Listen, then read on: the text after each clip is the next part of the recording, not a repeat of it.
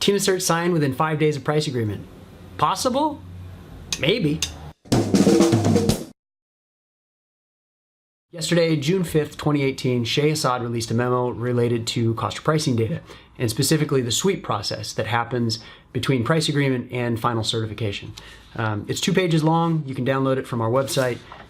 It says, in part, effective immediately, for action subject to the Truth in Negotiations Act, contracting officers shall request offers execute the certificate of current cost of pricing data as soon as practicable, but no later than 5 business days after the date of price agreement.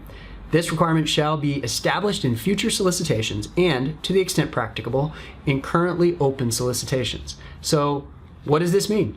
For a lot of you, it may not change what you're doing a whole lot. I think that the sweep process for a lot of contractors is pretty simple, especially if you have a single location and you don't have a lot of contracts. You're probably able to sign that certification sometimes the day of your actual price agreement. For larger contractors, Boeing, Raytheon, Northrop Grumman, Harris, the large defense contractors, this is going to be problematic.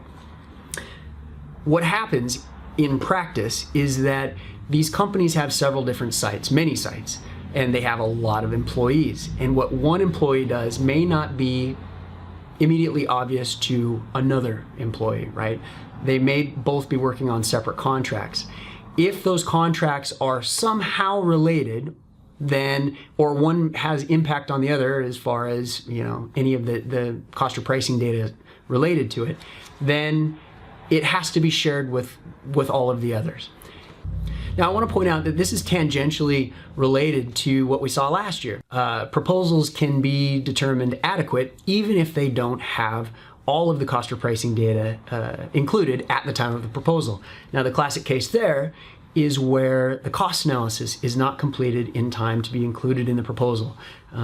Some of the proposal adequacy checks were being done in such a way that the proposal was being shown as inadequate. Now, an inadequate proposal kicks off a whole host of problems, not the least of which is that it delays the procurement process until that adequacy is resolved. So this is related to that. It seems like taking a big step backwards on that front. So I don't know how this is going to play out. There's nothing in here that talks about penalties or how it's going to be enforced. It just says that this is the way that it's going to be done in the future. Really feels a lot like what was said previously, as I pointed out, in proposal adequacy, but obviously the other direction. So now, we should note that where this is coming from is a good place, right? Basically what it's saying is that too much time is elapsing between price agreement and the final sweep. And this is true, right? Some companies and some proposals can take months and months before they actually complete their sweep.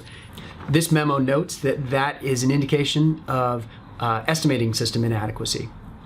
Understand, as it's written, I get that where that conclusion could possibly be made, and in some cases it's probably accurate. But I don't think this takes into consideration the complexities associated with these large procurements. It's a little too black or white. Don't like how it's written. They didn't ask my opinion, go figure. But that's kind of my take on it. If you have any questions on this or any other topics related to cost or price analysis, reach out to me. You can reach me directly at patrick@spendlogic.com.